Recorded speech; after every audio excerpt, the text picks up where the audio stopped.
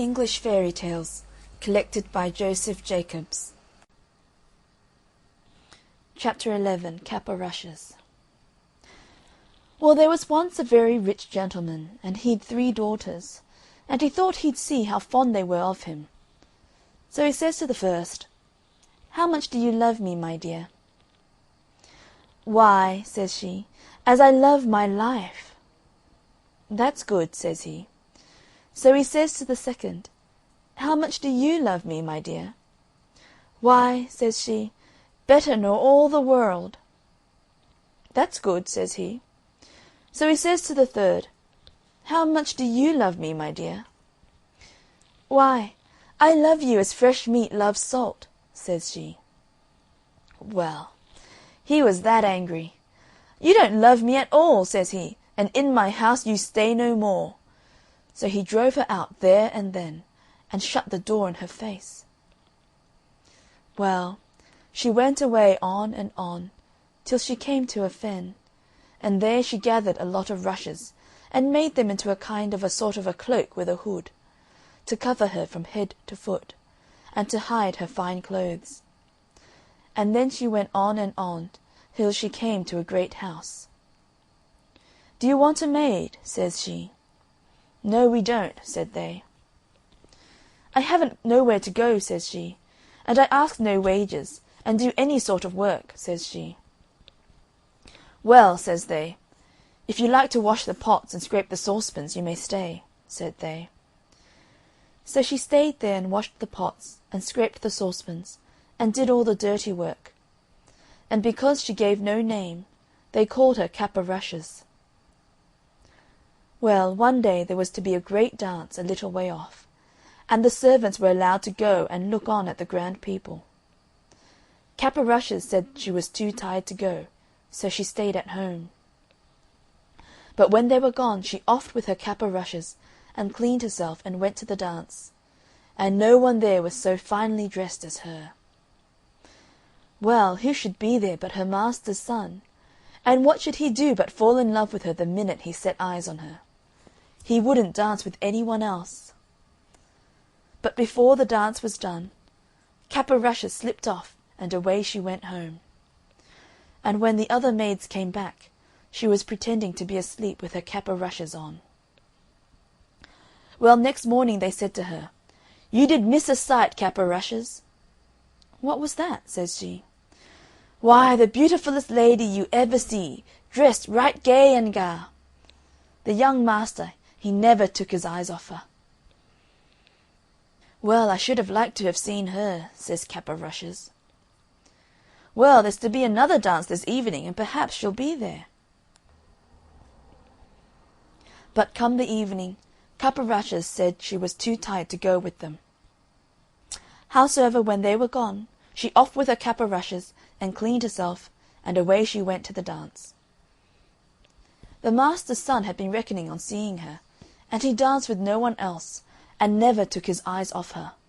But before the dance was over, she slipped off, and home she went, and when the maids came back, she pretended to be asleep with her cap-o'-rushes on. Next day they said to her again, "Well, Cap-o'-Rushes, you should have been there to seen the lady. There she was again, gay and ga, and the young master, he never took his eyes off her." "Well, there," says she, "I should ha' liked to ha' seen her." "Well," says they, "there's a dance again this evening, and you must go with us, for she's sure to be there." Well, come this evening, Cap-o'-Rushes said she was too tired to go, and do what they would, she stayed at home. But when they were gone, she offed with her cap-o'-rushes, and cleaned herself, and away she went to the dance. The master's son was really glad when he saw her. He danced with none but her, and never took his eyes off her. When she wouldn't tell him her name, nor where she came from, he gave her a ring, and told her if he didn't see her again he should die. Well, before the dance was over, off she slipped, and home she went, and when the maids came home she was pretending to sleep with her cap-o'-rushes on. Well, next day they says to her, "There, Cap-o'-Rushes, you didn't come last night, and now you won't see the lady, for there's no more dances." "Well, I should have really liked to have seen her," says she. The master's son, he tried every way to find out where the lady was gone. But go where he might, and ask whom he might, he never heard anything about her, and he got worse and worse for the love of her, till he had to keep his bed. "Make some gruel for the young master," they said to the cook. "He's dying for the love of the lady." The cook she set about making it when Cap o' Rushes came in. "What are you a-doing of?" says she. "I'm going to make some gruel for the young master," says the cook, "for he's dying for love of the lady." "Let me make it," says Cap o' Rushes. Well, the cook wouldn't at first, but at last she said yes, and Cap o' Rushes made the gruel. And when she had made it, she slipped the ring into it on the sly, before the cook took it upstairs. The young man he drank it, and then he saw the ring at the bottom. "Send for the cook," says he. So up she comes. "Who made this gruel here?" says he. "I did," says the cook, for she was frightened. And he looked at her. "No, you didn't," says he. "Say who did it, and you shan't be harmed." "Well, then, 'twas Cap o' Rushes," says she. "Send Cap o' Rushes here," says he. So Cap o' Rushes came. "Did you make my gruel?" says he. "Yes, I did," says she. "Where did you get this ring?" says he. "From him that gave it me," says she. "Who are you, then?" says the young man. "I'll show you," says she, and she offed with her Cap o' Rushes, and there she was in her beautiful clothes. Well, the master's son he got well very soon, and they were to be married in a little time. It was to be a very grand wedding, and every one was asked far and near. And Cap o' Rushes' father was asked, but she never told anybody who she was. But before the wedding she went to the cook, and says she, "I want you to dress every dish without a mite o' salt." "That'll be rare nasty," says the cook. "That doesn't signify," says she. "Very well," says the cook. Well, the wedding day came, and they were married. And after they were married all the company sat down to the dinner. When they began to eat the meat, that was so tasteless they couldn't eat it. But Cap o' Rushes' father he tried first one dish, and then another, and then he burst out crying. "What is the matter?" said the master's son to him. "Oh," says he, "I had a daughter, and I asked her how much she loved me, and she said, as much as fresh meat loves salt, and I turned her from my door, for I thought she didn't love me, and now I see she loved me best of all, and she may be dead for aught I know." "No, father, here she is," says Cap o' Rushes, as she goes up to him and puts her arms round him, and so they were happy ever after. End of chapter 11. Cap o' Rushes. English Fairy Tales, collected by Joseph Jacobs. Chapter 12. Teeny Tiny. Once upon a time there was a teeny tiny woman lived in a teeny tiny house in a teeny tiny village. Now one day this teeny tiny woman put on her teeny tiny bonnet and went out of her teeny tiny house to take a teeny tiny walk.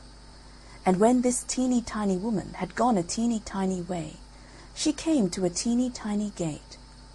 So the teeny tiny woman opened the teeny tiny gate and went into a teeny tiny churchyard. And when this teeny tiny woman had got into the teeny tiny churchyard, she saw a teeny tiny bone on a teeny tiny grave. And the teeny tiny woman said to her teeny tiny self, "This teeny tiny bone will make me some teeny tiny soup for my teeny tiny supper." So the teeny tiny woman put the teeny tiny bone into her teeny tiny pocket and went home to her teeny tiny house. Now when the teeny tiny woman got home to her teeny tiny house, she was a teeny tiny bit tired. So she went up her teeny tiny stairs to her teeny tiny bed and put the teeny tiny bone into a teeny tiny cupboard. And when this teeny tiny woman had been to sleep a teeny tiny time, she was awakened by a teeny-tiny voice from the teeny-tiny cupboard which said, "Give me my bone!" And this teeny-tiny woman was a teeny-tiny frightened, so she hid her teeny-tiny head under the teeny-tiny clothes and went to sleep again. And when she had been to sleep again a teeny-tiny time, the teeny-tiny voice again cried out from the teeny-tiny cupboard, a teeny-tiny louder, "Give me my bone!" This made the teeny-tiny woman a teeny-tiny more frightened, so she hid her teeny-tiny head a teeny-tiny further under the teeny-tiny clothes. And when the teeny-tiny woman had been to sleep again a teeny-tiny time, the teeny-tiny voice from the teeny-tiny cupboard said again a teeny-tiny louder, "Give me my bone!" And this teeny-tiny woman was a teeny-tiny bit more frightened, but she put her teeny-tiny head out of the teeny-tiny clothes and said in her loudest teeny-tiny voice, "Take it!" End of chapter 12. Teeny Tiny. English Fairy Tales, collected by Joseph Jacobs. Chapter 13. Jack and the Beanstalk. There was once upon a time a poor widow who had an only son named Jack, and a cow named Milky White. And all they had to live on was the milk the cow gave every morning, which they carried to the market and sold.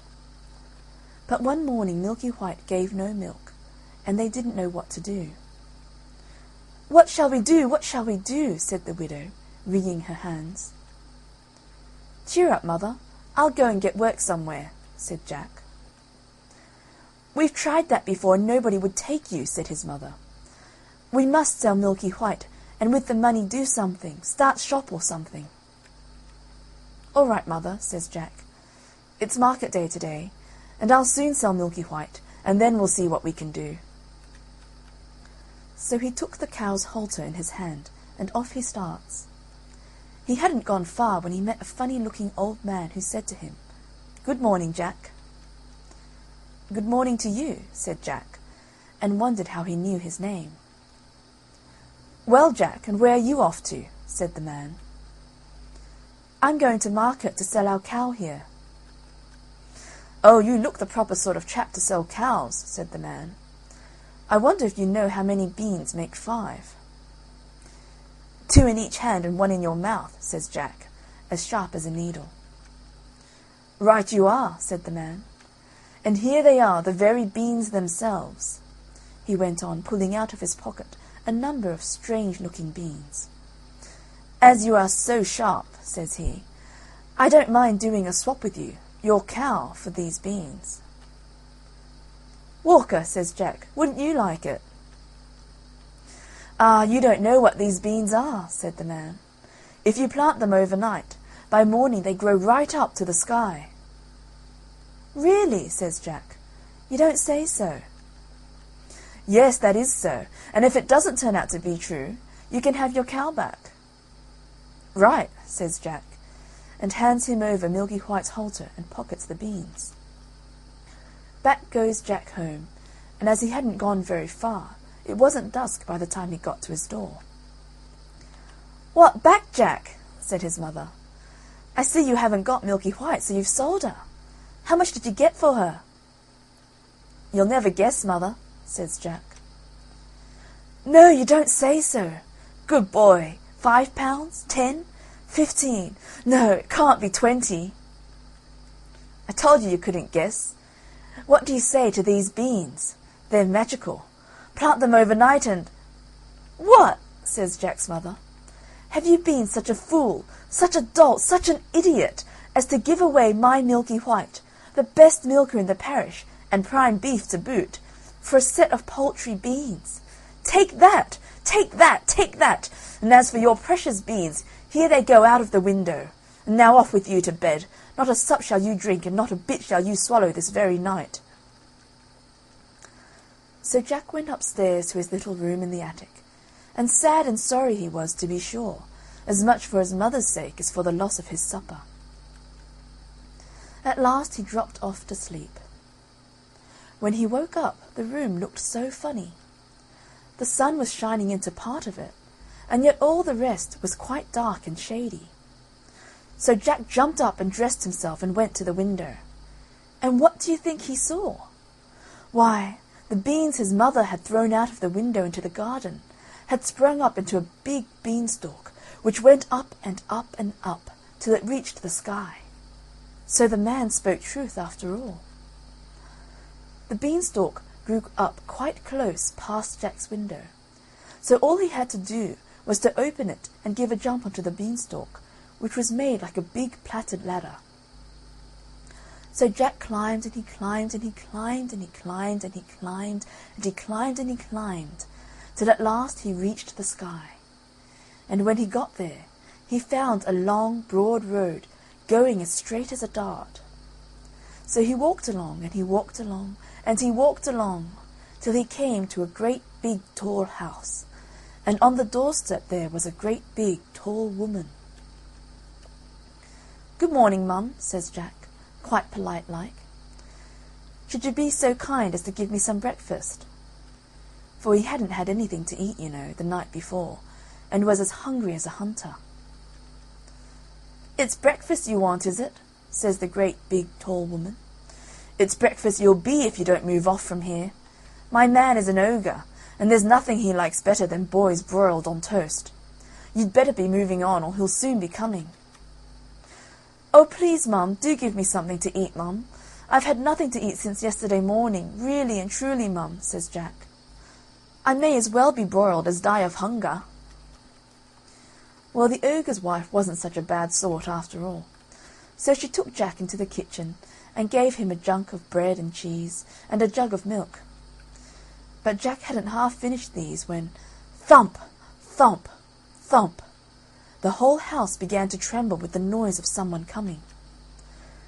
"Goodness gracious me, it's my old man," said the ogre's wife. "What on earth shall I do? Here, come quick and jump in here." And she bundled Jack into the oven just as the ogre came in. He was a big one, to be sure. At his belt he had 3 calves strung up by the heels, and he unhooked them and threw them down on the table and said, "Here, wife, broil me a couple of these for breakfast." "Ah, what's this I smell? Fee, fi, fo, fum, I smell the blood of an Englishman.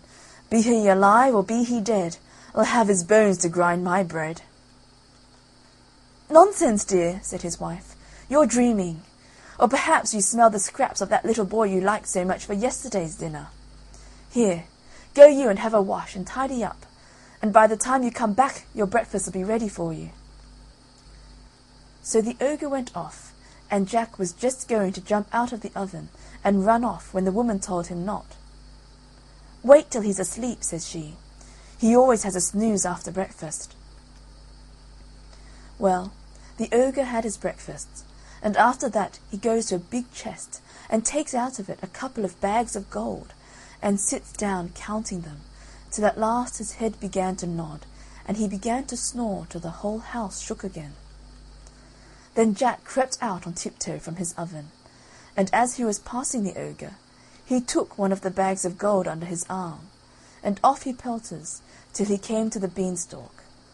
And then he threw down the bag of gold, which of course fell into his mother's garden, and then he climbed down, till at last he got home, and told his mother, and showed her the gold, and said, "Well, mother, wasn't I right about the beans? They are really magical, you see." So they lived on the bag of gold for some time, but at last they came to the end of that, so Jack made up his mind to try his luck once more up at the top of the beanstalk. So one fine morning he got up early, and got on to the beanstalk, and he climbed and he climbed, and he climbed and he climbed, and he climbed and he climbed, till at last he had got on the road again, and came to the great big tall house he had been to before. There, sure enough, was the great big tall woman a-standing on the doorstep. "Good morning, Mum," says Jack, as bold as brass. "Could you be so good as to give me something to eat?"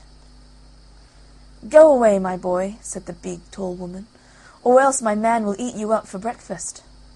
But aren't you the youngster who came here once before?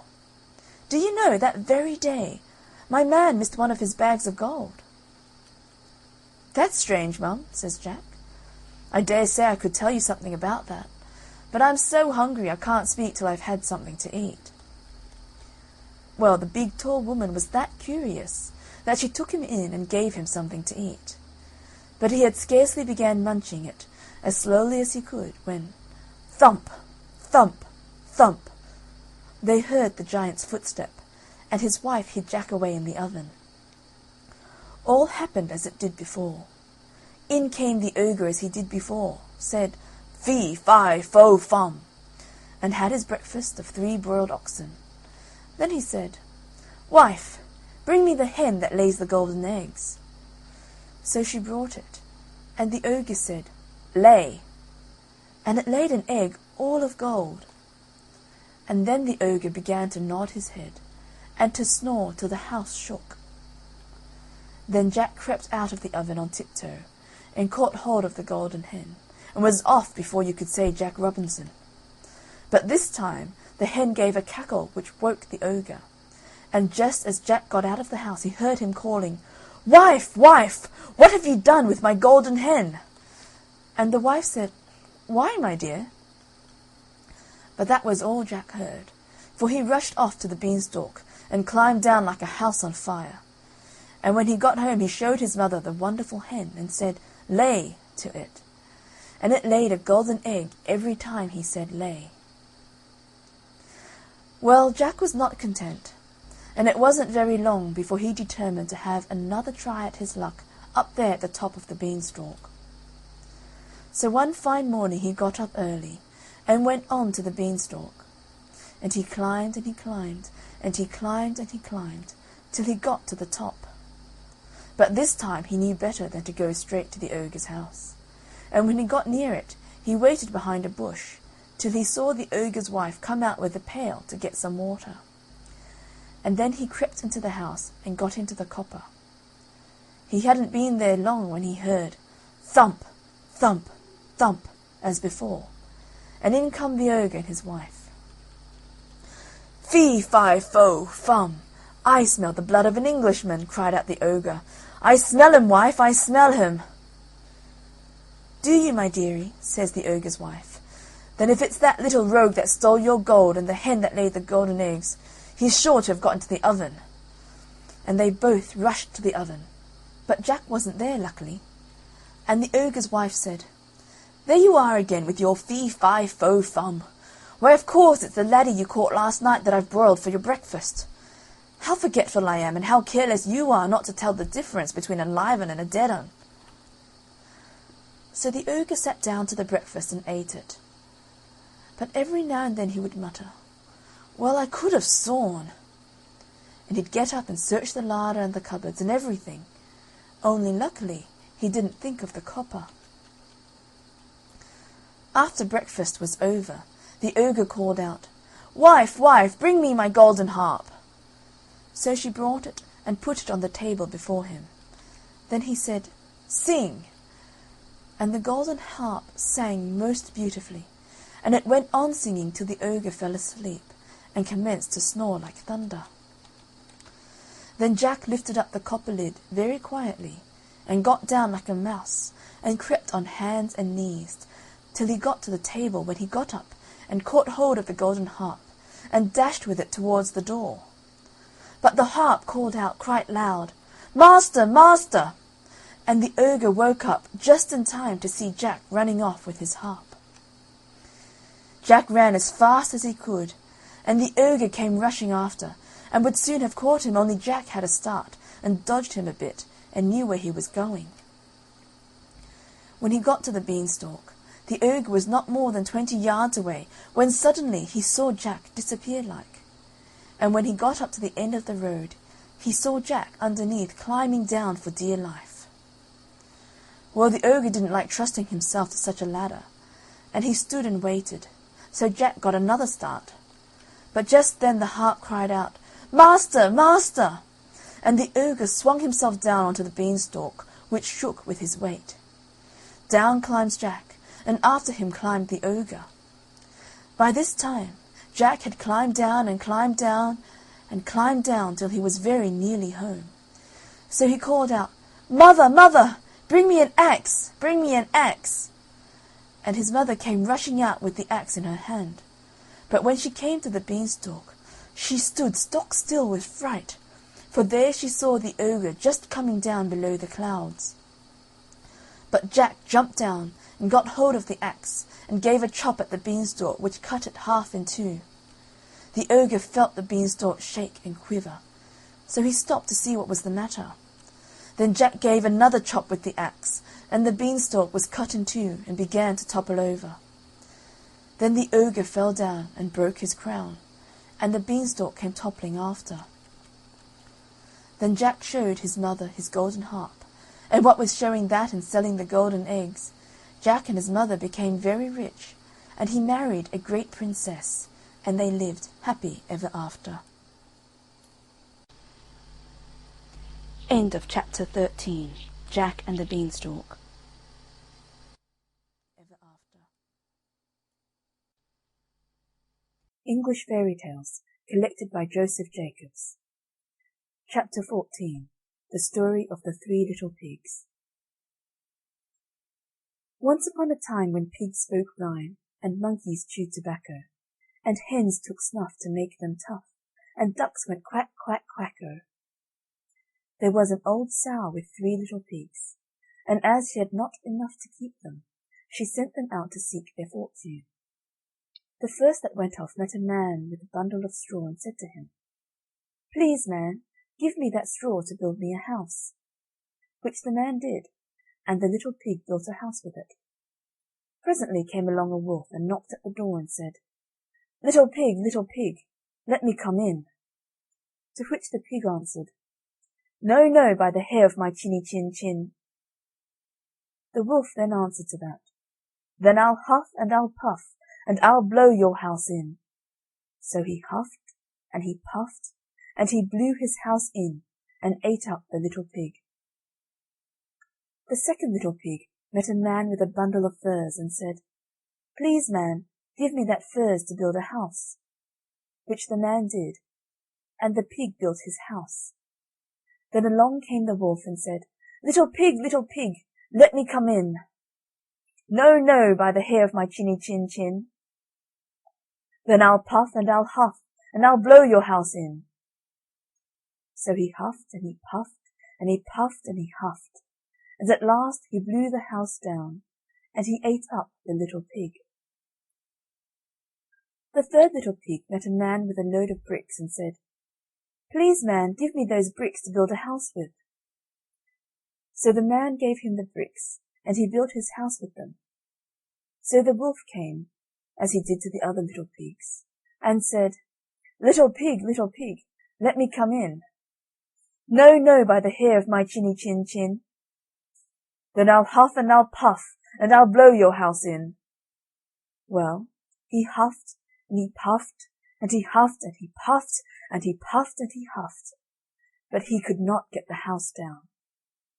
When he found that he could not, with all his huffing and puffing, blow the house down, he said, "Little pig, I know where there is a nice field of turnips." "Where?" said the little pig. "Oh, in Mr. Smith's home field, and if you will be ready tomorrow morning, I will call for you, and we will go together and get some for dinner."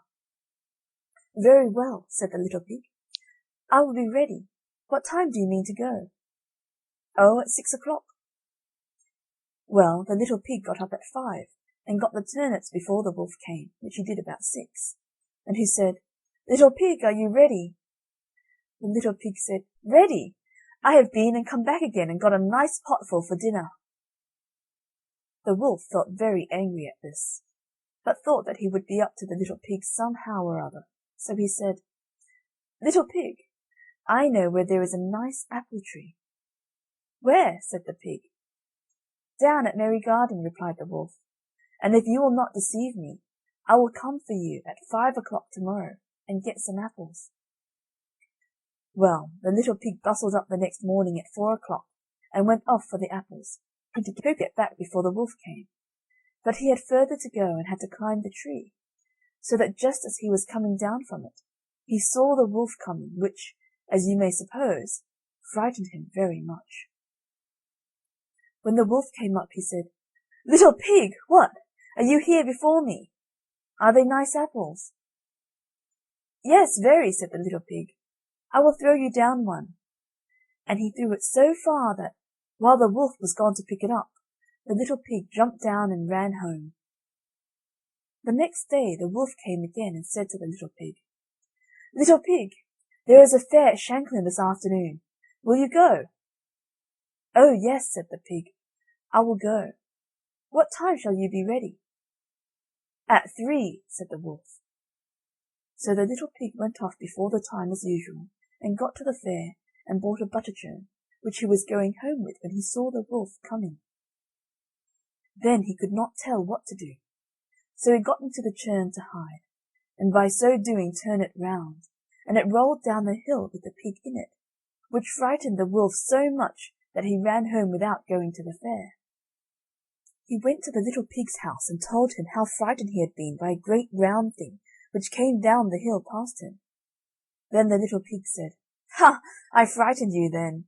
I had been to the fair and bought a butter churn, and when I saw you I got into it, and rolled down the hill." Then the wolf was very angry indeed, and declared he would eat up the little pig, and that he would get down the chimney after him.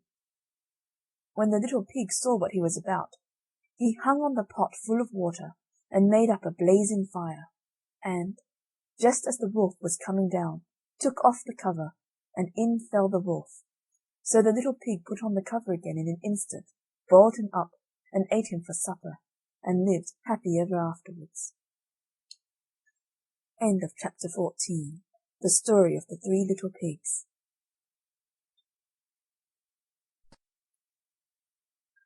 English Fairy Tales, collected by Joseph Jacobs.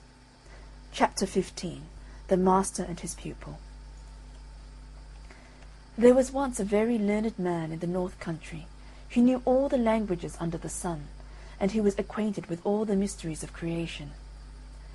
He had one big book bound in black calf and clasped with iron, and with iron corners, and chained to a table which was made fast to the floor, and when he read out of this book, he unlocked it with an iron key, and none but he read from it, for it contained all the secrets of the spiritual world.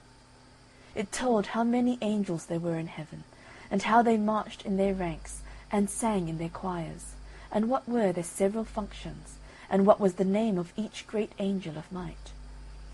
And it told of the demons, how many of them there were, and what were their several powers, and their labours, and their names, and how they might be summoned, and how tasks might be imposed on them, and how they might be chained to be as slaves to man.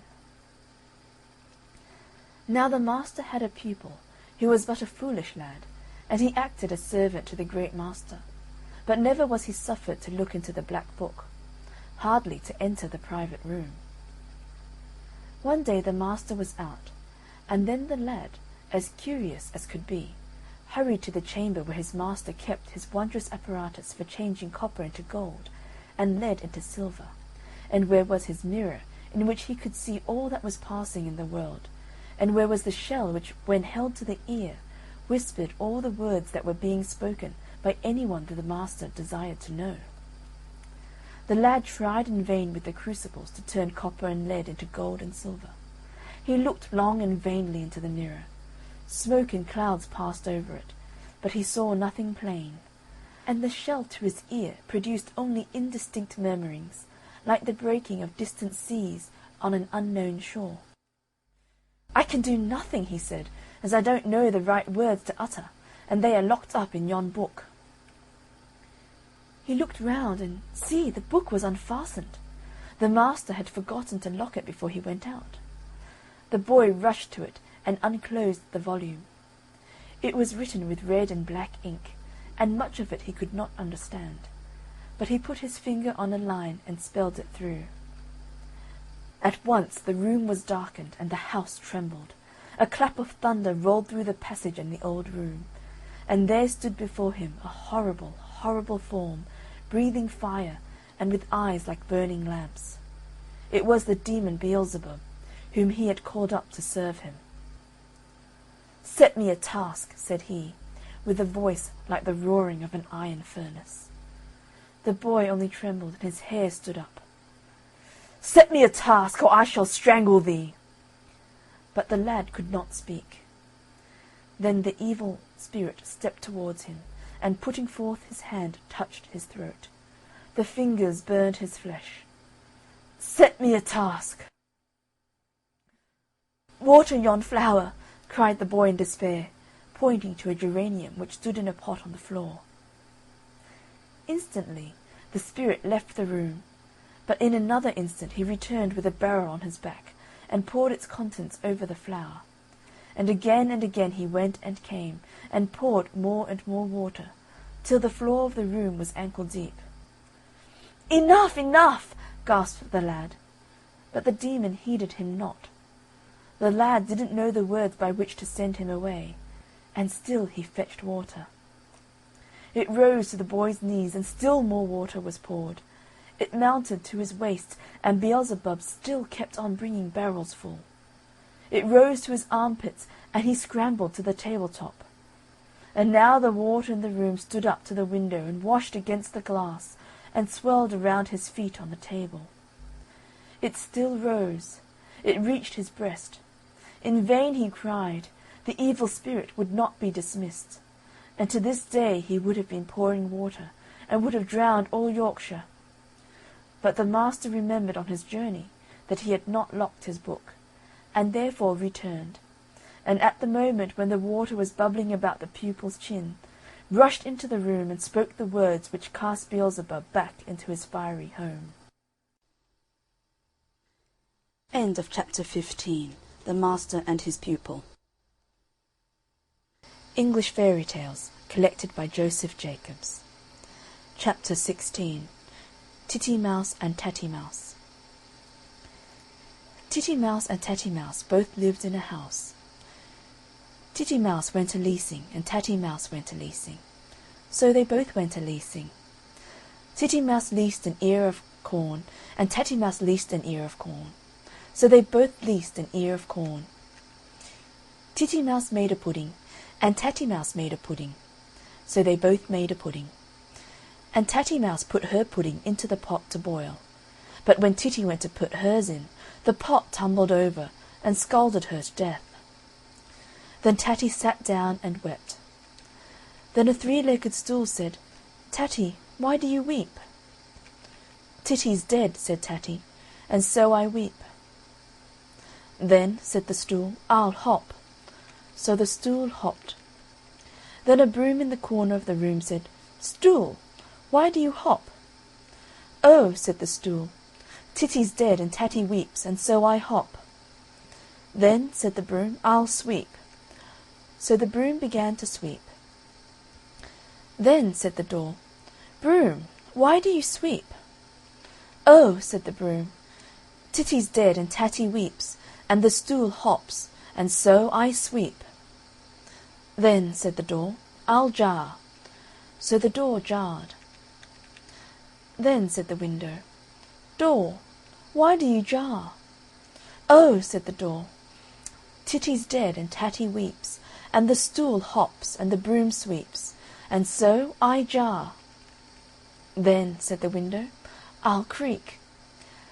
So the window creaked. Now there was an old form outside the house, and when the window creaked, the form said, "Window, why do you creak?" "Oh," said the window, "Titty's dead and Tatty weeps, and the stool hops, and the broom sweeps, the door jars, and so I creak." "Then," said the old form, "I'll run round the house." Then the old form ran round the house. Now there was a fine large walnut tree growing by the cottage, and the tree said to the form, "Form, why do you run round the house?" "Oh," said the form, "Titty's dead and Tatty weeps, and the stool hops and the broom sweeps, the door jars and the window creaks, and so I run round the house." "Then," said the walnut tree, "I'll shed my leaves." So the walnut tree shed all its beautiful green leaves. Now there was a little bird perched on one of the boughs of the tree, and when all the leaves fell, it said, "Walnut tree, why do you shed your leaves?" "Oh," said the tree, "Titty's dead and Tatty weeps, the stool hops and the broom sweeps, the door jars and the window creaks, the old form runs round the house, and so I shed my leaves." "Then," said the little bird, "I'll moult all my feathers." So he moulted all his pretty feathers. Now there was a little girl walking below, carrying a jug of milk for her brothers' and sisters' supper, and when she saw the poor little bird moult all its feathers, she said, "Little bird, why do you moult all your feathers?" "Oh," said the little bird, "Titty's dead and Tatty weeps, the stool hops and the broom sweeps, the door jars and the window creaks, the old form runs round the house, the walnut tree sheds its leaves, and so I moult all my feathers."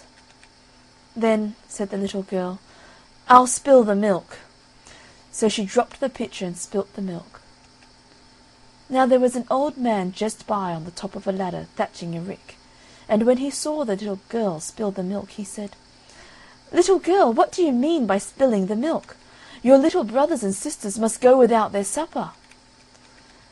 Then said the little girl, "Titty's dead and Tatty weeps, the stool hops and the broom sweeps, the door jars and the window creaks, the old form runs round the house, the walnut tree sheds all its leaves, the little bird moults all its feathers, and so I spill the milk." "Oh," said the old man, "then I'll tumble off the ladder and break my neck." So he tumbled off the ladder and broke his neck. And when the old man broke his neck, the great walnut tree fell down with a crash, and upset the old form and house, and the house falling knocked the window out, and the window knocked the door down, and the door upset the broom, and the broom upset the stool, and poor little Tatty Mouse was buried beneath the ruins. End of chapter 16. Titty Mouse and Tatty Mouse. English Fairy Tales collected by Joseph Jacobs. Chapter 17. Jack and his Golden Snuff Box. Once upon a time, and a very good time it was, though it was neither in my time nor in your time, nor in anyone else's time, there was an old man and an old woman, and they had one son, and they lived in a great forest, and their son never saw any other people in his life. But he knew that there was some more in the world besides his own father and mother, because he had lots of books, and he used to read every day about them. And when he read about some pretty young women, he used to go mad to see some of them. Till one day, when his father was out cutting wood, he told his mother that he wished to go away to look for his living in some other country, and to see some other people besides them two. And he said, "I see nothing at all here but great trees around me, and if I stay here, maybe I shall go mad before I see anything." The young man's father was out all this time, when this talk was going on between him and his poor old mother. The old woman begins by saying to her son before leaving, "Well, well, my poor boy, if you want to go, it's better for you to go, and God be with you." The old woman thought for the best when she said that. "But stop a bit before you go. Which would you like best for me to make you, a little cake and bless you, or a big cake and curse you?" "Dear, dear," said he, "make me a big cake. Maybe I shall be hungry on the road." The old woman made the big cake, and she went on top of the house, and she cursed him as far as she could see him. He presently meets with his father, and the old man says to him, "Where are you going, my poor boy?" When the son told the father the same tale as he told his mother. "Well," says his father, "I'm sorry to see you going away, but if you've made your mind to go, it's better for you to go." The poor lad had not gone far, when his father called him back. Then the old man drew out of his pocket a golden snuff-box, and said to him, "Here, take this little box, and put it in your pocket, and be sure not to open it till you are near your death." And away went poor Jack upon his road, and walked till he was tired and hungry, for he had eaten all his cake upon the road, and by this time night was upon him, so he could hardly see his way before him. He could see some light a long way before him, and he made up to it, and found the back door and knocked at it, till one of the maidservants came and asked him what he wanted. He said that night was on him, and he wanted to get some place to sleep. The maidservant called him in to the fire and gave him plenty to eat, good meat and bread and beer, and as he was eating his food by the fire, there came the young lady to look at him, and she loved him well, and he loved her. And the young lady ran to tell her father, and said there was a pretty young man in the back kitchen. And immediately the gentleman came to him, and questioned him, and asked what work he could do. Jack said, the silly fellow, that he could do anything. He meant that he could do any foolish bit of work that would be wanted about the house. "Well," says the gentleman to him, "if you can do anything, at 8 o'clock in the morning I must have a great lake and some of the largest man-of-war vessels sailing before my mansion, and one of the largest vessels must fire a royal salute, and the last round must break the leg of the bed where my young daughter is sleeping, and if you don't do that, you will have to forfeit your life."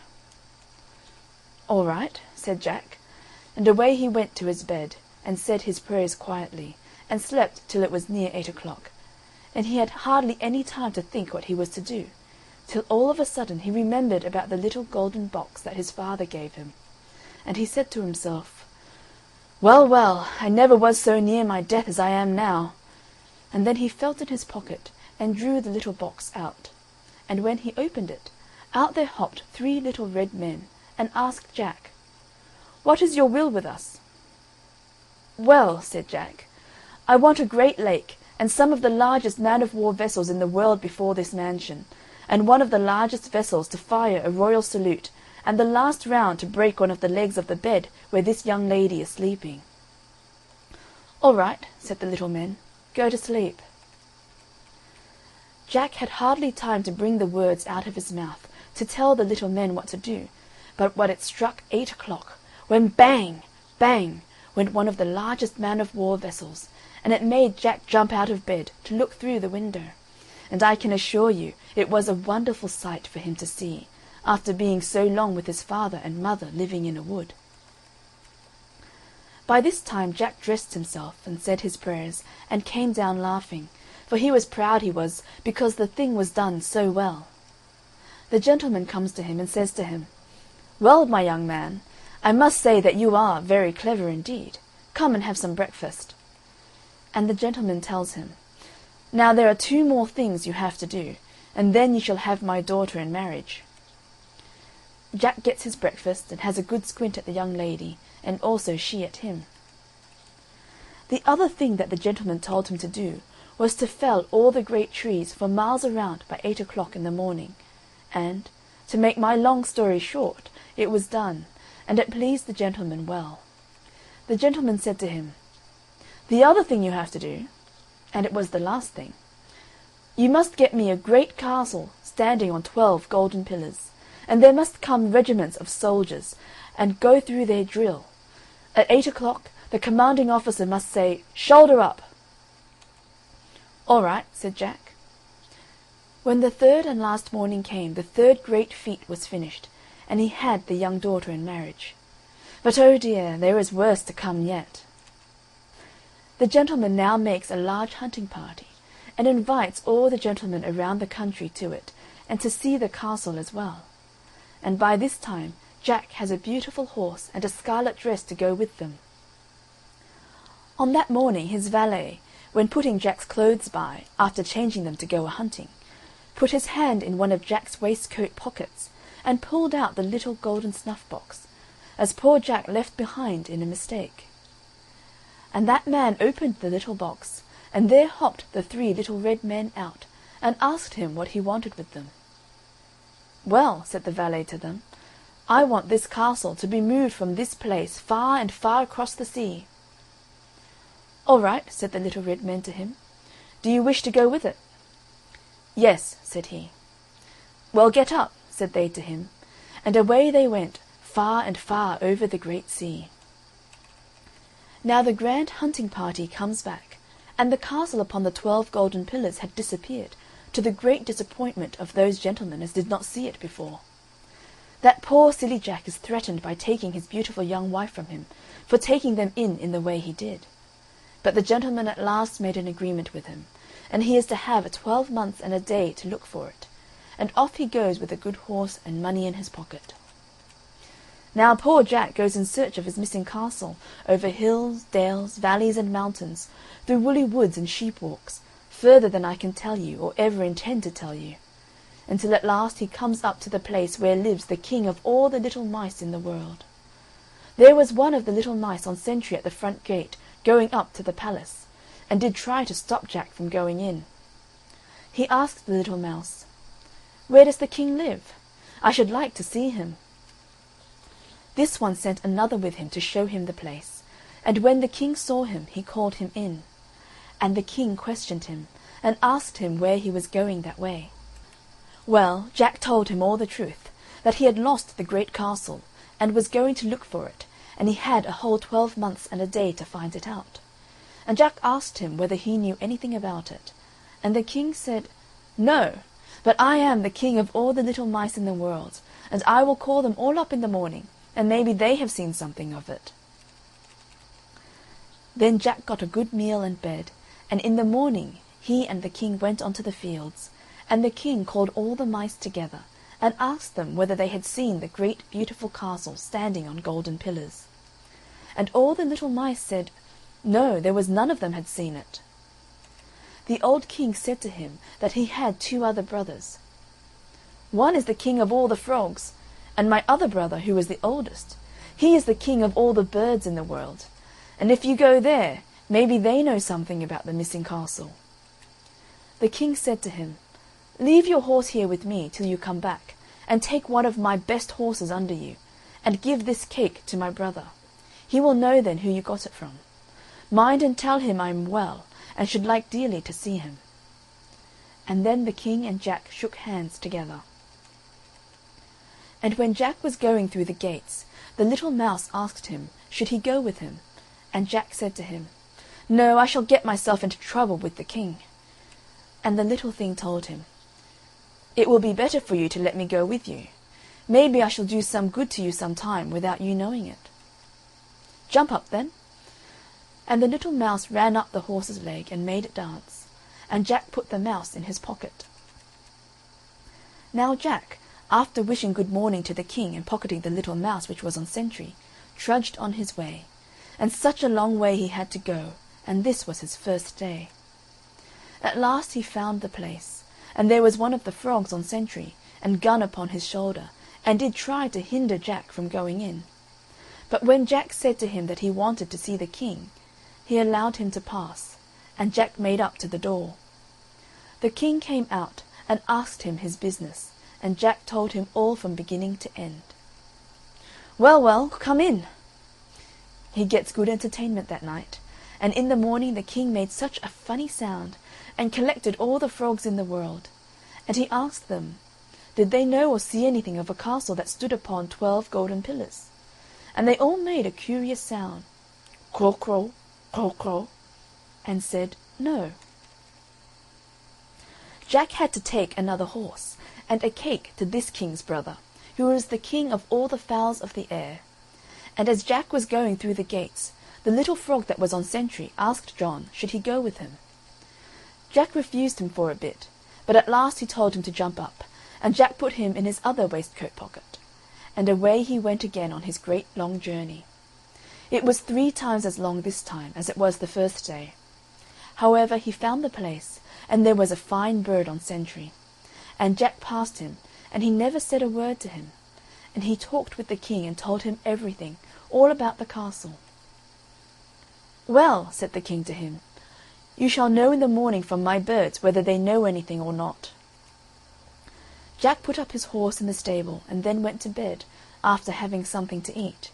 And when he got up in the morning, the king and he went on to some field, and there the king made some funny noise, and there came all the fowls that were in all the world.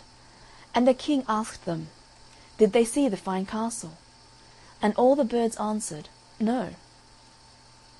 "Well," said the king, "where is the great bird?"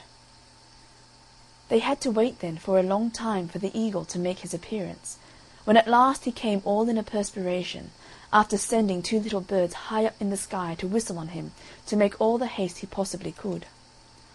The king asked the great bird, did he see the great castle? And the bird said, yes, I came from there where it now is.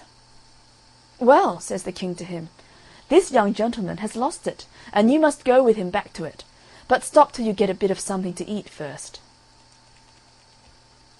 They killed a thief, and sent the best part of it to feed the eagle on his journey over the seas, and had to carry Jack on his back. Now when they came in sight of the castle, they did not know what to do to get the little golden box. Well, the little mouse said to them, leave me down, and I will get the little box for you.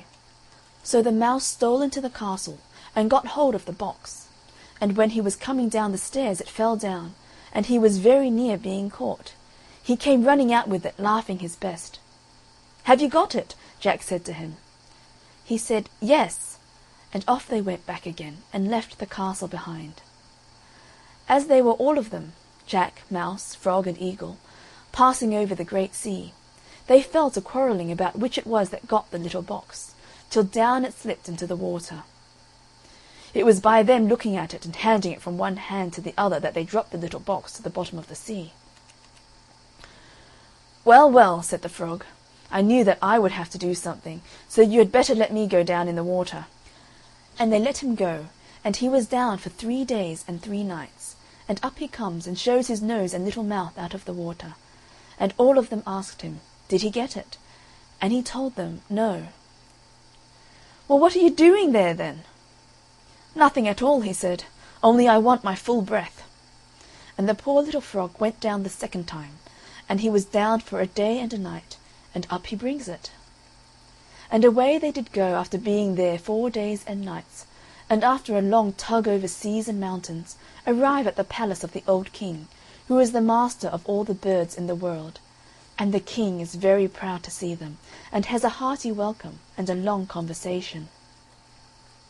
Jack opens the little box, and told the little men to go back and to bring the castle here to them, and all of you make as much haste back again as you possibly can. The 3 little men went off, and when they came near the castle, they were afraid to go to it till the gentleman and lady and all the servants were gone out to some dance. And there was no one left behind there, only the cook and another maid with her. And the little red men asked them which would they rather, go or stop behind? And they both said, "I will go with you." And the little men told them to run upstairs quick. They were no sooner up and in one of the drawing rooms than here comes, just in sight, the gentleman and lady and all the servants. But it was too late. Off the castle went at full speed, with the women laughing at them through the window, while they made motions for them to stop, but all to no purpose. They were 9 days on their journey, in which they did try to keep the Sunday holy, when one of the little men turned to be the priest, the other the clerk, and third presided at the organ, and the women were the singers, for they had a grand chapel in the castle already. Very remarkable, there was a discord made in the music, and one of the little men ran up one of the organ pipes to see where the bad sound came from, when he found out it only happened to be that the 2 women were laughing at the little red man stretching his little legs full length on the bass pipes, also his 2 arms the same time, with his little red nightcap, which he never forgot to wear, and what they never witnessed before, could not help calling forth some good merriment while on the face of the deep. And poor thing, through them not going on with what they begun with, they very near came to danger, as the castle was once very near sinking in the middle of the sea. At length, after a merry journey, they come again to Jack and the king. The king was quite struck with the sight of the castle, and going up the golden stairs, went to see the inside. The king was very much pleased with the castle, but poor Jack's time of a 12 months and a day was drawing to a close, and he, wishing to go home to his young wife, gives orders to the 3 little men to get ready by the next morning at 8 o'clock to be off to the next brother, and to stop there for 1 night, also to proceed from there to the last or the youngest brother, the master of all the mice in the world, in such place where the castle shall be left unto his care until it's sent for. Jack takes a farewell of the king, and thanks him very much for his hospitality. Away went Jack in his castle again, and stopped one night in that place. And away they went again to the third place, and there left the castle under his care. As Jack had to leave the castle behind, he had to take to his own horse, which he had left there when he first started. Now poor Jack leaves his castle behind, and faces towards home. And after having so much merriment with the three brothers every night, Jack became sleepy on horseback, and would have lost the road if it was not for the little men a-guiding him. At last he arrived weary and tired, and they did not seem to receive him with any kindness whatever, because he had not found the stolen castle. And to make it worse, he was disappointed in not seeing his young and beautiful wife to come and meet him, through being hindered by her parents. But that did not stop long. Jack put full power on, and dispatched the little men off to bring the castle from there, and they soon got there. Jack shook hands with the king, and returned many thanks for his kingly kindness in minding the castle for him. And then Jack instructed the little men to spur up and put speed on. And off they went, and were not long before they reached their journey's end, when out comes the young wife to meet him with a fine lump of a young son, and they all lived happily ever afterwards. End of chapter 17. Jack and his golden snuff-box. English Fairy Tales, collected by Joseph Jacobs. Chapter 18. The Story of the Three Bears. Once upon a time there were 3 bears who lived together in a house of their own in a wood. One of them was a little, small, wee bear, and one was a middle-sized bear, and the other was a great, huge bear. They had each a pot for their porridge, a little pot for the little, small, wee bear, and a middle-sized pot for the middle bear, and a great pot for the great, huge bear. And they had each a chair to sit in, a little chair for the little, small, wee bear, and a middle-sized chair for the middle bear, and a great chair for the great, huge bear. And they had each a bed to sleep in, a little bed for the little, small, wee bear, and a middle-sized bed for the middle bear, and a great bed for the great, huge bear.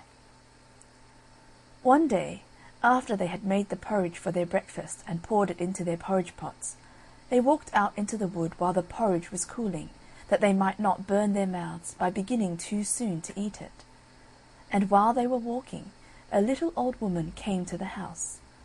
She could not have been a good, honest old woman, for first she looked in at the window, and then she peeped in at the keyhole, and seeing nobody in the house, she lifted the latch.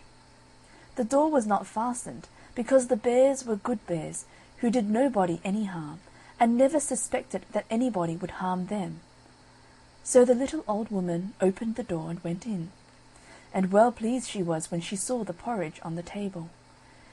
If she had been a good little old woman, she would have waited till the bears came home, and then perhaps they would have asked her to breakfast, for they were good bears, a little rough or so, as the manner of bears is, but for all that very good-natured and hospitable. But she was an impudent, bad old woman, and set about helping herself. So first she tasted the porridge of the great huge bear, and that was too hot for her, and she said a bad word about that. And then she tasted the porridge of the middle bear, and that was too cold for her, and she said a bad word about that too.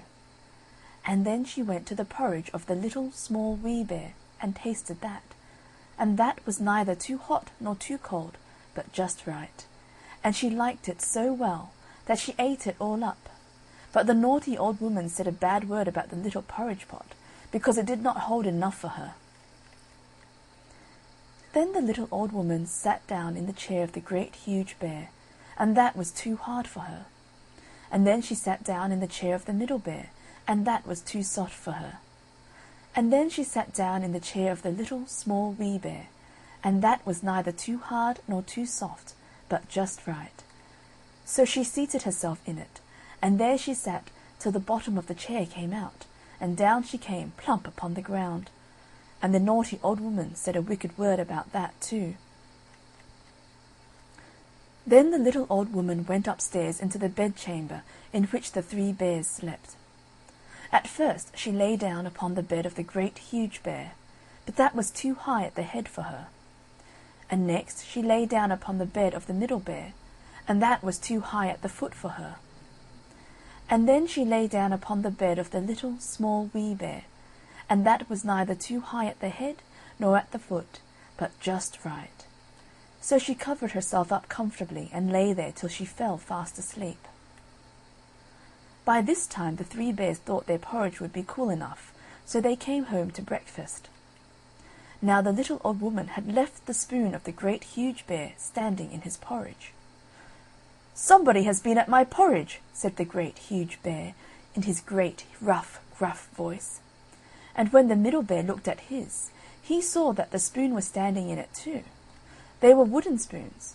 If they had been silver ones, the naughty old woman would have put them in her pocket.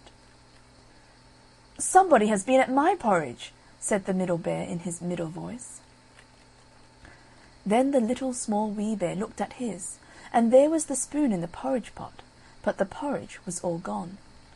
"Somebody has been at my porridge, and has eaten it all up," said the little small wee bear in his little small wee voice.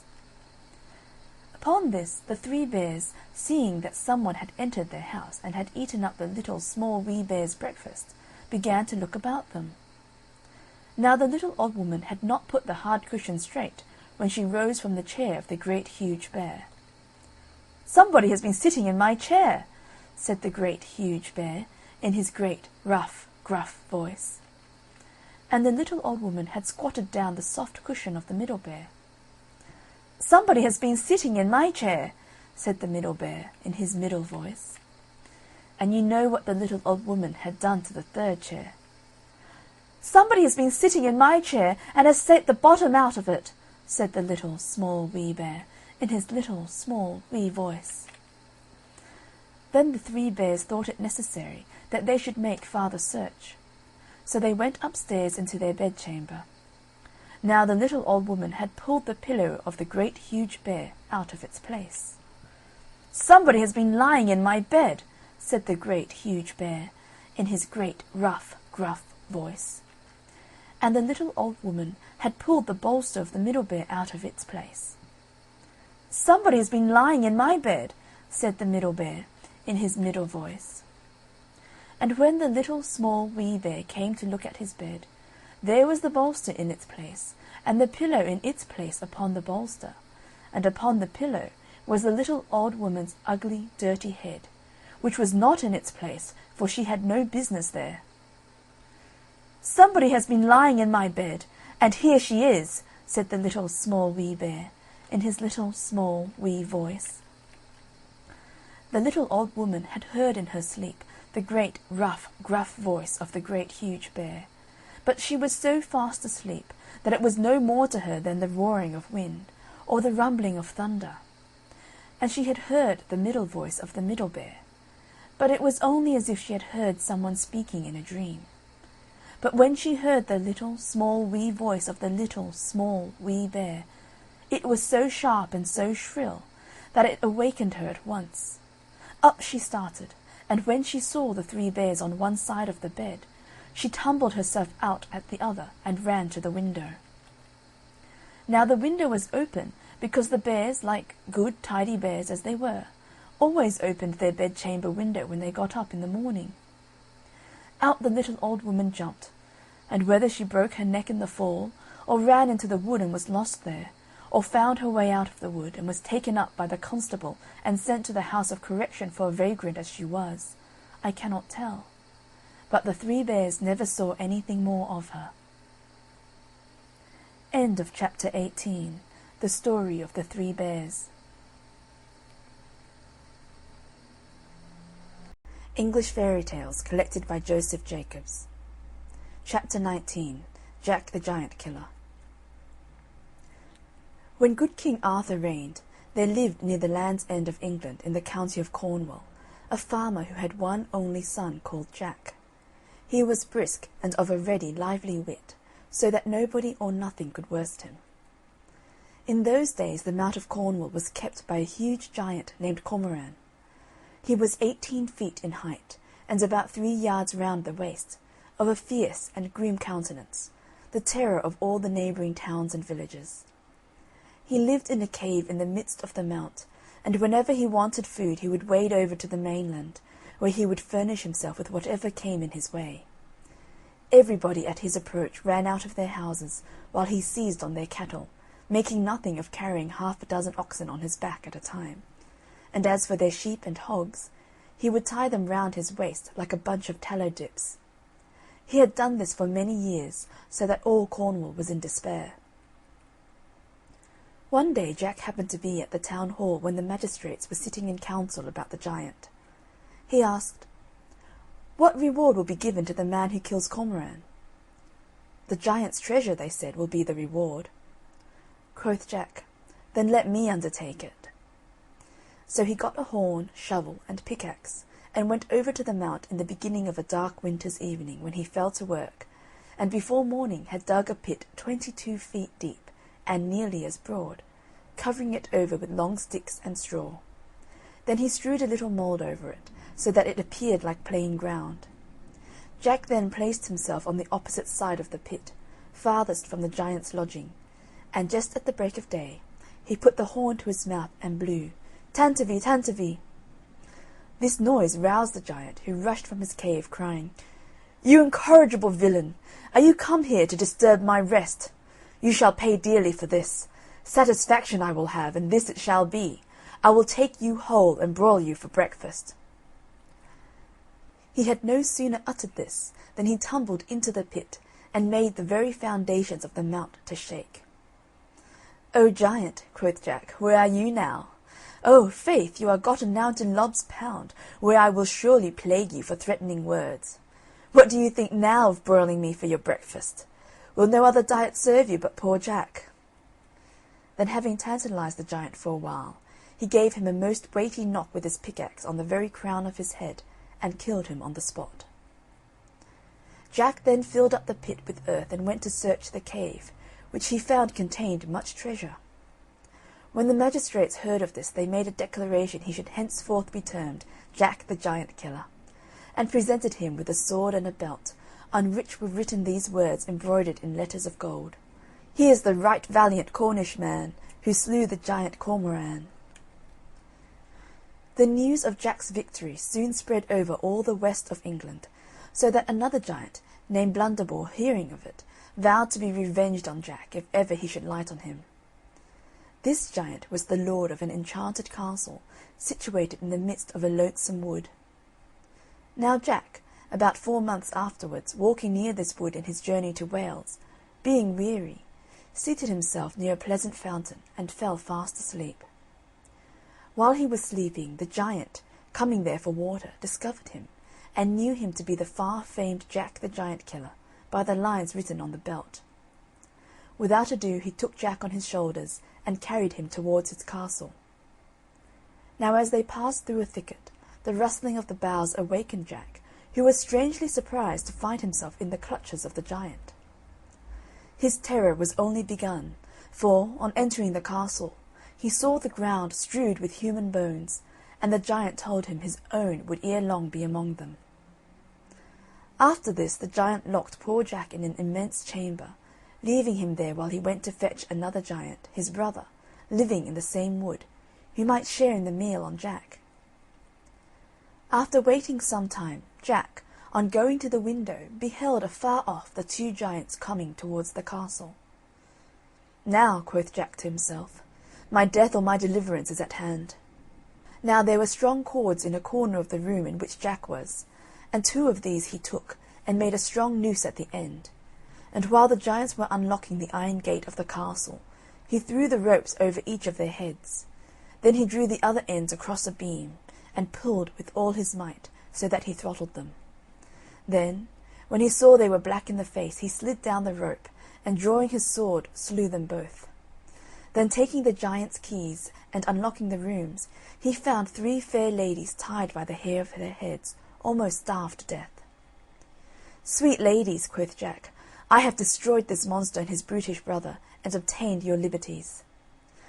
This said, he presented them with the keys, and so proceeded on his journey to Wales.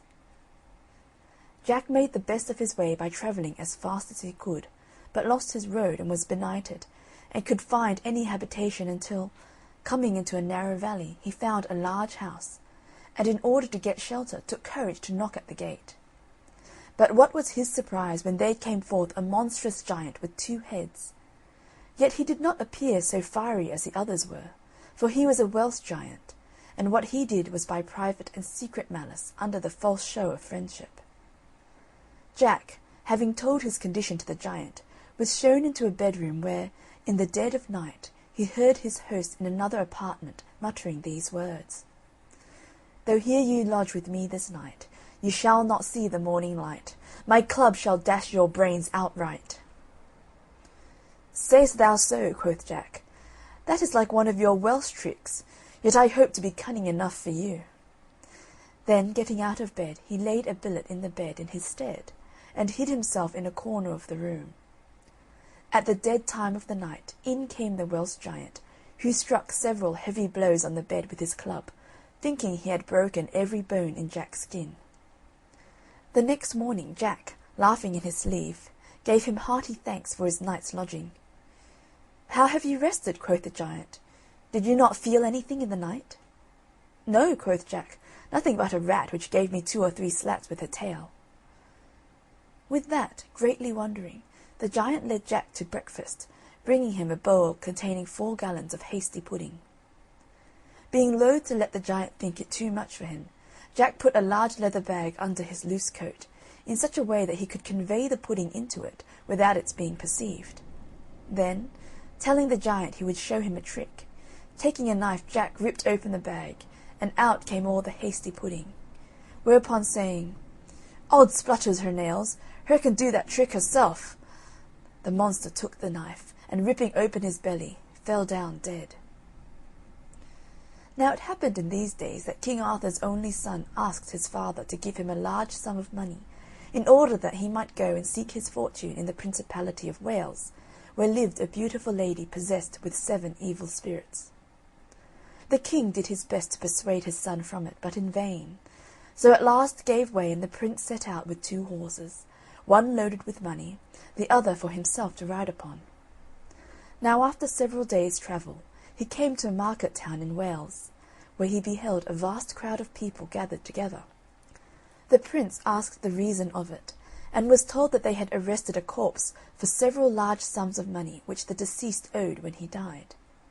The prince replied that it was a pity creditors should be so cruel, and said, "Go bury the dead, and let his creditors come to my lodging, and there their debts shall be paid." They came in such great numbers that before night he had only 2 pence left for himself. Now Jack the giant killer, coming that way, was so taken with the generosity of the prince that he desired to be his servant. This being agreed upon, the next morning they set forward on their journey together, when, as they were riding out of the town, an old woman called after the prince, saying, "He has owed me 2 pence these 7 years. Pray pay me as well as the rest." Putting his hand to his pocket, the prince gave the woman all he had left, so that after their day's food, which cost what small spell Jack had by him, they were without a penny between them. When the sun got low, the king's son said, "Jack, since we have no money, where can we lodge this night?" But Jack replied, "Master, we'll do well enough, for I have an uncle lives within 2 miles of this place. He is a huge and monstrous giant with 3 heads. He'll fight 500 men in armour, and make them to fly before him." "Alas," quoth the prince, "what shall we do there? He'll certainly chop us up at a mouthful. Nay, we are scarce enough to fill one of his hollow teeth." "It is no matter for that," quoth Jack. "I myself will go before and prepare the way for you. Therefore stop here and wait till I return." Jack then rode away at full speed, and coming to the gate of the castle, he knocked so loud that he made the neighbouring hills resound. The giant roared out at this like thunder, "Who's there?" Jack answered, "None but your poor cousin Jack." Quoth he, "What news with my poor cousin Jack?" He replied, "Dear uncle, heavy news, good what?" "Prithee," quoth the giant, "what heavy news can come to me? I am a giant with 3 heads, and besides, thou knowest I can fight 500 men in armour, and make them fly like chaff before the wind." "Oh, but," quoth Jack, "here's the king's son a coming with 1,000 men in armour to kill you and destroy all that you have." "Oh, cousin Jack," said the giant, "this is heavy news indeed. I will immediately run and hide myself, and thou shalt lock, bolt, and bar me in, and keep the keys until the prince is gone." Having secured the giant, Jack fetched his master, when they made themselves heartily merry, whilst the poor giant lay trembling in a vault under the ground. Early in the morning Jack furnished his master with a fresh supply of gold and silver, and then sent him 3 miles forward on his journey, at which time the prince was pretty well out of the smell of the giant.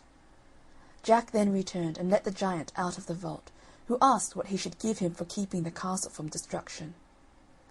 "Why," quoth Jack, "I want nothing but the old coat and cap, together with the old rusty sword and slippers which are at your bed's head." Quoth the giant, "You know not what you ask. They are the most precious things I have. The coat will keep you invisible, the cap will tell you all you want to know, the sword cuts asunder whatever you strike, and the shoes are of extraordinary swiftness. But you have been very serviceable to me, therefore take them with all my heart." Jack thanked his uncle, and then went off with them. He soon overtook his master, and they quickly arrived at the house of the lady the prince sought, who, finding the prince to be a suitor, prepared a splendid banquet for him. After the repast was concluded, she told him she had a task for him. She wiped his mouth with a handkerchief, saying, "You must show me that handkerchief to-morrow morning, or else you will lose your head." With that she put it in her bosom. The prince went to bed in great sorrow, but Jack's cap of knowledge informed him how it was to be obtained. In the middle of the night she called upon her familiar spirit to carry her to Lucifer. But Jack put on his coat of darkness and his shoes of swiftness, and was there as soon as she was. When she entered the place of the old one, she gave the handkerchief to old Lucifer, who laid it upon a shelf, whence Jack took it and brought it to his master, who showed it to the lady next day, and so saved his life. On that day she gave the prince a kiss and told him he must show her the lips to-morrow morning that she kissed last night, or lose his head. "Ah," he replied, "if you kiss none but mine, I will." "That is neither here nor there," said she. "If you do not, death's your portion." At midnight she went as before, and was angry with old Lucifer for letting the handkerchief go. "But now," quoth she, "I will be too hard for the king's son, for I will kiss thee, and he is to show me thy lips." Which she did, and Jack, when she was not standing by, cut off Lucifer's head, and brought it under his invisible coat to his master, who the next morning pulled it out by the horns before the lady. This broke the enchantment, and the evil spirit left her, and she appeared in all her beauty. They were married the next morning, and soon after went to the court of King Arthur, where Jack, for his many great exploits, was made one of the knights of the Round Table. Jack soon went searching for giants again, but he had not ridden far when he saw a cave, near the entrance of which he beheld a giant sitting upon a block of timber, with a knotted iron club by his side. His goggle eyes were like flames of fire, his countenance grim and ugly, and his cheeks like a couple of large flitches of bacon, while the bristles of his beard resembled rods of iron wire, and the locks that hung down upon his brawny shoulders were like curled snakes or hissing adders. Jack alighted from his horse, and, putting on the coat of darkness, went up close to the giant, and said softly, "Oh, are you there? It will not be long before I take you fast by the beard." The giant all this while could not see him on account of his invisible coat, so that Jack, coming up close to the monster, struck a blow with his sword at his head, but, missing his aim, he cut off the nose instead. At this the giant roared like claps of thunder, and began to lay about him with his iron club like one stark mad, but Jack, running behind, drove his sword up to the hilt in the giant's back, so that he fell down dead. This done, Jack cut off the giant's head and sent it with his brothers also to King Arthur by a waggoner he hired for that purpose.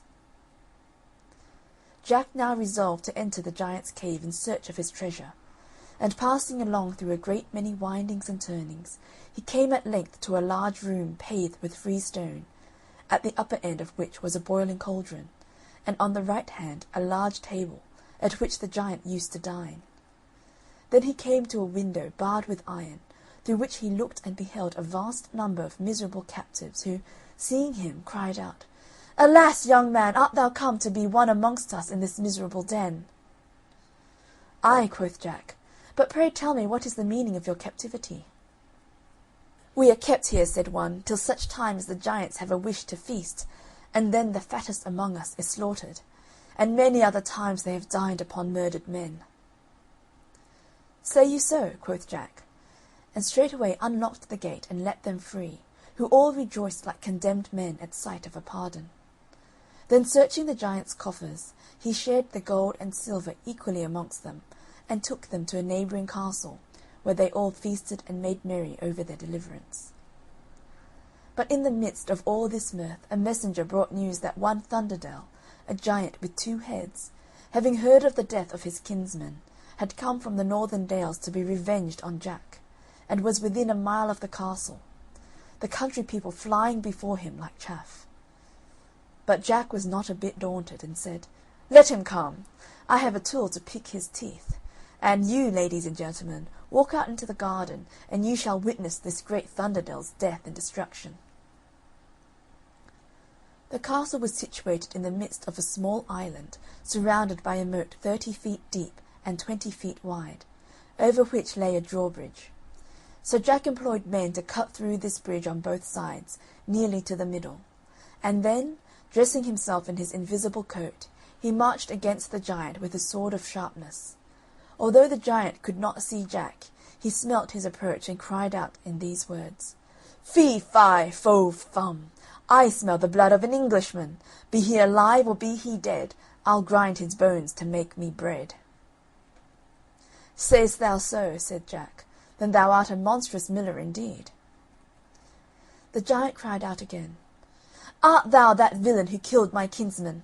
Then I will tear thee with my teeth, suck thy blood, and grind thy bones to powder." "You'll have to catch me first," quoth Jack, and throwing off his invisible coat so that the giant might see him, and putting on his shoes of swiftness, he ran from the giant, who followed like a walking castle, so that the very foundations of the earth seemed to shake at every step. Jack led him a long dance, in order that the gentlemen and ladies might see, and at last, to end the matter, ran lightly over the drawbridge, the giant in full speed, pursuing him with his club. Then, coming to the middle of the bridge, the giant's great weight broke it down, and he tumbled headlong into the water, where he rolled and wallowed like a whale. Jack, standing by the moat, laughed at him all the while, but though the giant foamed to hear him scoff, and plunged from place to place in the moat, yet he could not get out to be revenged. Jack at length got a cart rope and cast it over the 2 heads of the giant, and drew him ashore by a team of horses, and then cut off both his heads with his sword of sharpness, and sent them to King Arthur. After some time spent in mirth and pastime, Jack, taking leave of the knights and ladies, set out for new adventures. Through many woods he passed, and came at length to the foot of a high mountain. Here, late at night, he found a lonesome house, and knocked at the door, which was opened by an aged man with a head as white as snow. "Father," said Jack, "can you lodge a benighted traveller that has lost his way?" "Yes," said the old man, "you are right welcome to my poor cottage." Whereupon Jack entered, and down they sat together, and the old man began to speak as follows. "Son, I see by your belt you are the great conqueror of giants. And behold, my son, on the top of this mountain is an enchanted castle. This is kept by a giant named Gilligantua, and he, by the help of an old conjurer, betrays many knights and ladies into his castle, where by magic art they are transformed into sundry shapes and forms. But above all I grieve for a duke's daughter, whom they fetched from her father's garden, carrying her through the air in a burning chariot drawn by fiery dragons, when they secured her within the castle, and transformed her into a white hind. And though many knights have tried to break the enchantment and work her deliverance, yet no one could accomplish it, on account of 2 dreadful griffins which are placed at the castle gate, and which destroy every one who comes near. But you, my son, may pass by them undiscovered, where on the gates of the castle you will find engraven in large letters how the spell may be broken."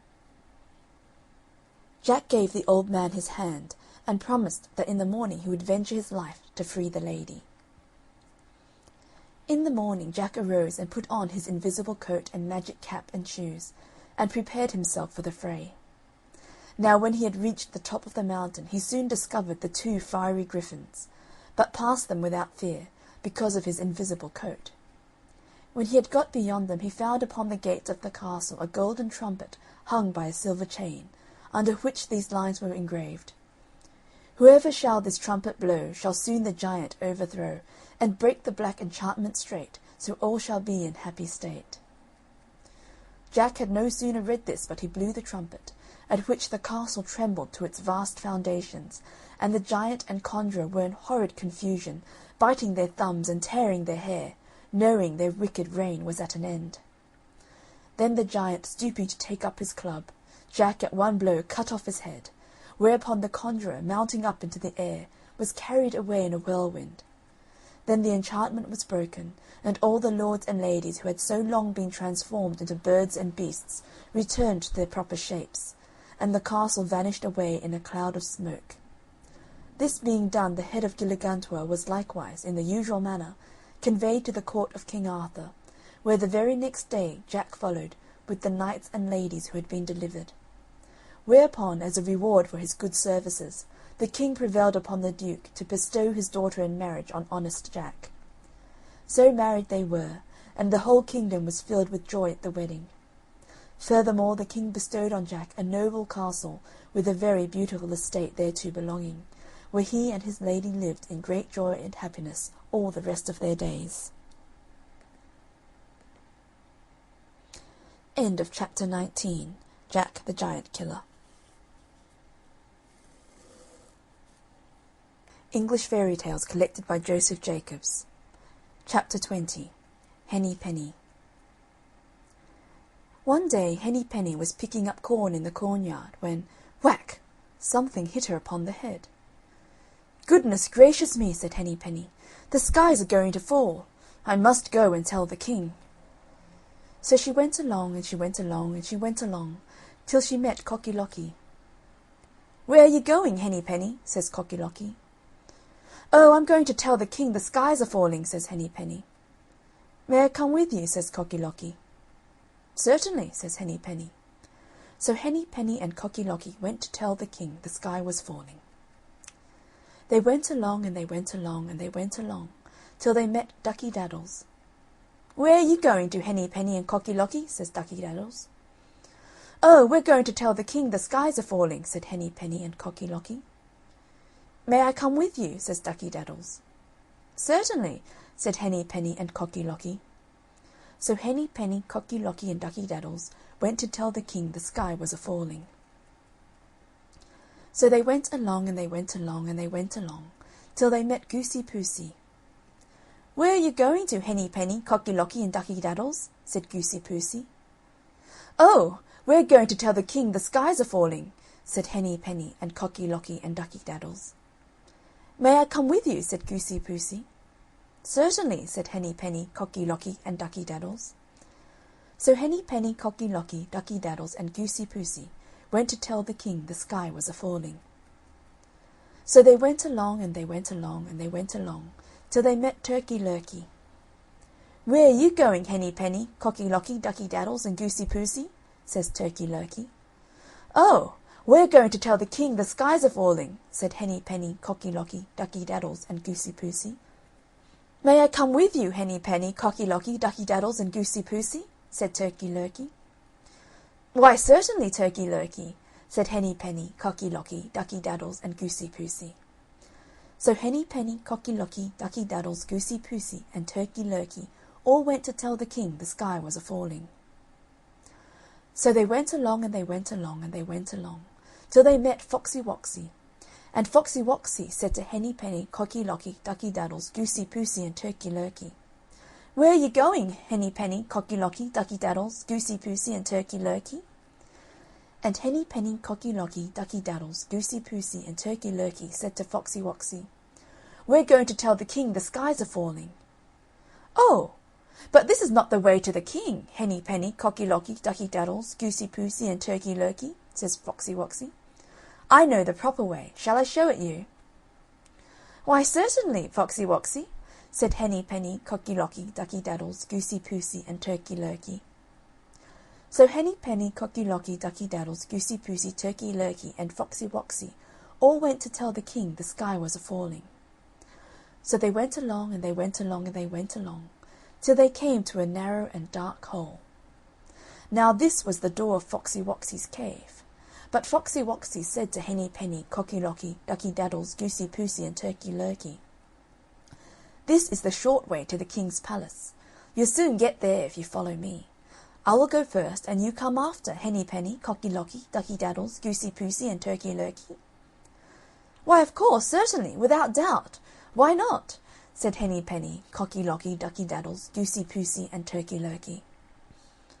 So Foxy Woxy went into his cave, and he didn't go very far, but turned round to wait for Henny Penny, Cocky Locky, Ducky Daddles, Goosey Poosey, and Turkey Lurkey. So at first Turkey Lurkey went through the dark hole into the cave. He hadn't got far when, "Hrumph!" Foxy Woxy snapped off Turkey Lurkey's head, and threw his body over his left shoulder. Then Goosey Poosey went in, and "Hrumph!" off went her head, and Goosey Poosey was thrown beside Turkey Lurkey. Then Ducky Daddles waddled down, and "Hrumph!" snapped Foxy Woxy, and Ducky Daddles' head was off, and Ducky Daddles was thrown alongside Turkey Lurkey and Goosey Poosey. Then Cocky Locky strutted down into the cave, and he hadn't gone far when, snap, "Hrumph!" went Foxy Woxy, and Cocky Locky was thrown alongside of Turkey Lurkey, Goosey Poosey, and Ducky Daddles. But Foxy Woxy had made 2 bites at Cocky Locky, and when the first snap only hurt Cocky Locky but didn't kill him, he called out to Henny Penny. So she turned tail and ran back home. So she never told the king the sky was a-falling. End of chapter 20. Henny Penny.